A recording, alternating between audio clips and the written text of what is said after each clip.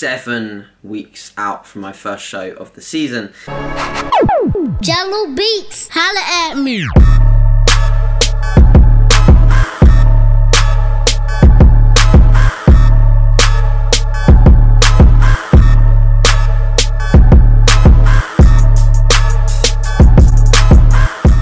Hey, what's up guys, and welcome back to the channel and another video and another contest prep update. So we are, as you can see by the title, 7 weeks out from my first show of the season, and it's been another good week. You can look at it from different perspectives. Like, what I see from a contest prep is that you've got to just always focus on the positives. And the goal as a bodybuilder is to present the best physique that you possibly can. And that's going to come down to a number of factors. The one factor that we need to consider is obviously how lean we are, but that's not always correlative to scale weight. And when we focus too hard on what the numbers are saying, we tend to lose track with what we're actually displaying as an end result, which is the physique. We are stepping on stage and people are judging what we look like, not what we fucking weigh. You don't come on stage and be like, yeah, juniors on the stage, hip front relax, boom. Oh yeah, AJ, like, just what did you weigh this morning? Like, they don't ask that.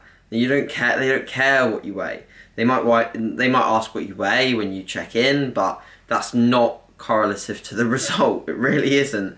And whilst fat loss to a point will be indicative, like scale weight will be indicative of fat loss, that will happen, but not all the time will you see scale weight linearly decrease as a result of losing fat, because sometimes you can have a week where you look leaner and the scale weight just simply doesn't change, and that can be from a number of factors.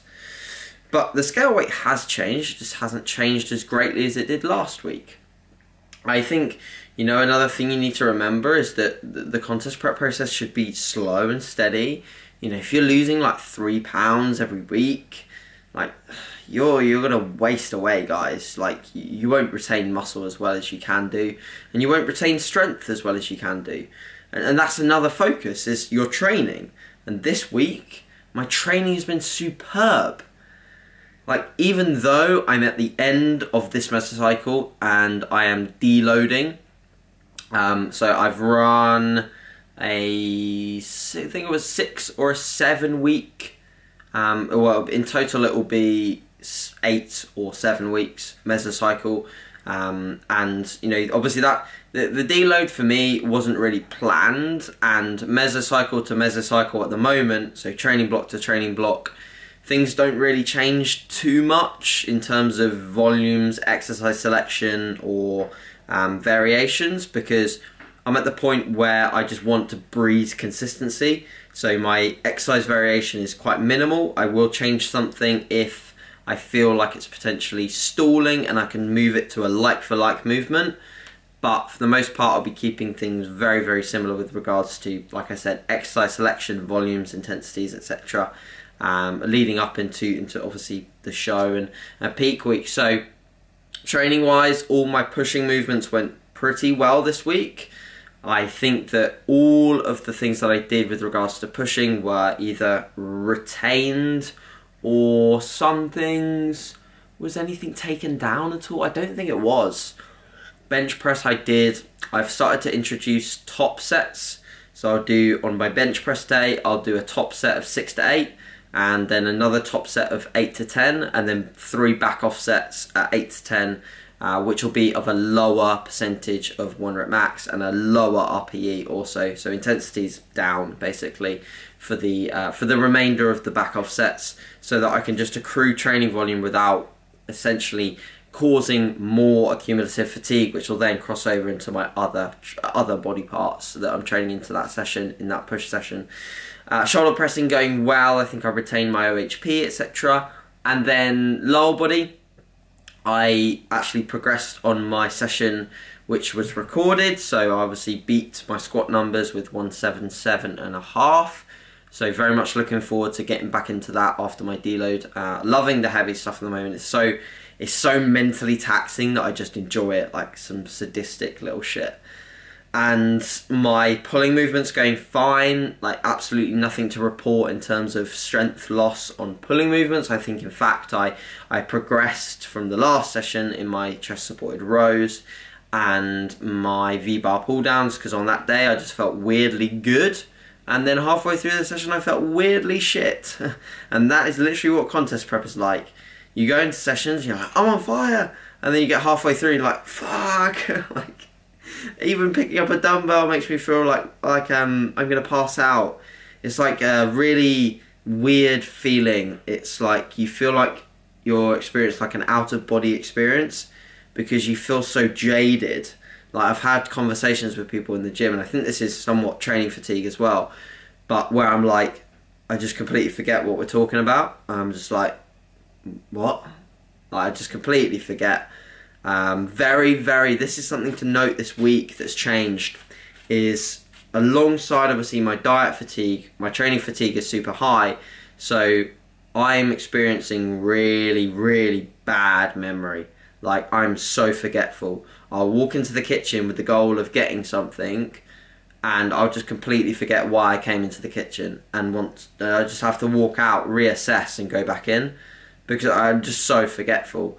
So it's good that I'm in a job where I can control my working hours and things like that. I take breaks, go for walks, etc. Because my head's a bit messy at this past week, and that's due to a cumulative fatigue in my training alongside a bit of diet fatigue as well. Of course, dieting for like 21 weeks now, so it's going to set in a little bit for sure.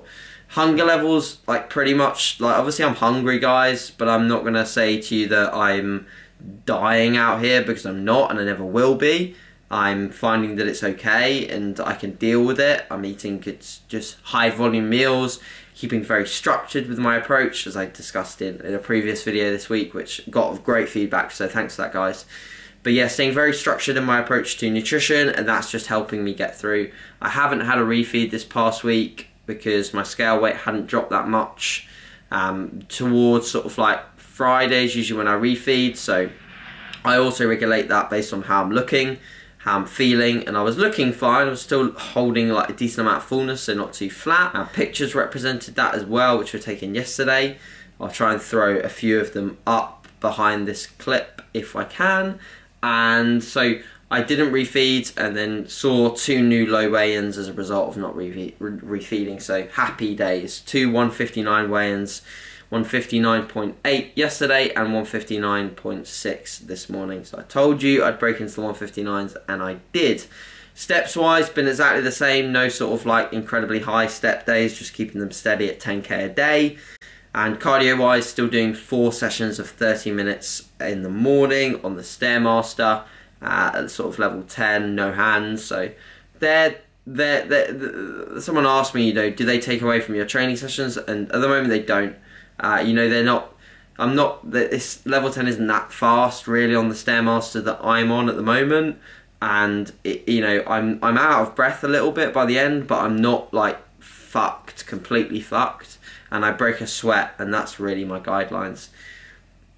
Macro wise, I did make a midweek change, so from Wednesday or Thursday onwards, I dropped 5 grams of dropped 5 grams of fat and 10 grams of carbs out of the diet. So I'm now on 310 carb, 45 fat, 200 protein.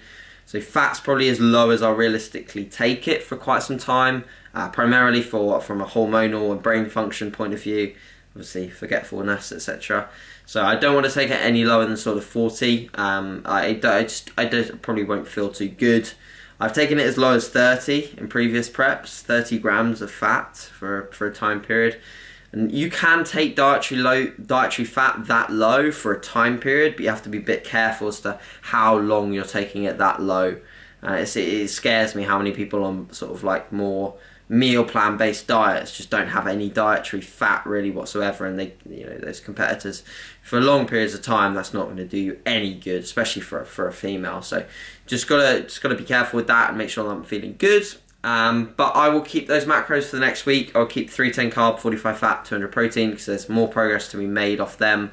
Keep steps the same, keep cardio the same, and just keep rolling. So pictures wise, I'm very happy this week, and I just know that in 7 weeks I'm going to be bringing a package that I'm most likely going to be pretty happy with, and then hopefully, you know, we get the qualification to move forward and progress to a British final, and I'll be very much, you know, honoured to be a part of that, and we can continue sort of goal chasing, because I've got big goals, guys, for this year, and that does involve a British final. So we will continue working as hard as I can to get there, and I believe in my potential. I really do, and I know that I can just. The only thing that's going to get me there, and the only thing that's going to get me the goal that I want at that show, at the British final, is working my arse off and doing literally everything I can to be the best athlete. And that's what I want to do. That's all I want to do. I want to, you know, wrap up this year saying I've emptied the tank and I've given everything to this. I've given all that I can, and you know, I am motivated by the result, but whatever the result, if I empty the tank, that's me done. You know, that's my job done. So I'm doing well so far, guys. So I'm just going to keep that up. Thanks very much for tuning in for another one, guys. I really appreciate it. Any questions, obviously, please ask and I will answer. And yeah, we will speak soon. Cheers, guys. See you in a bit.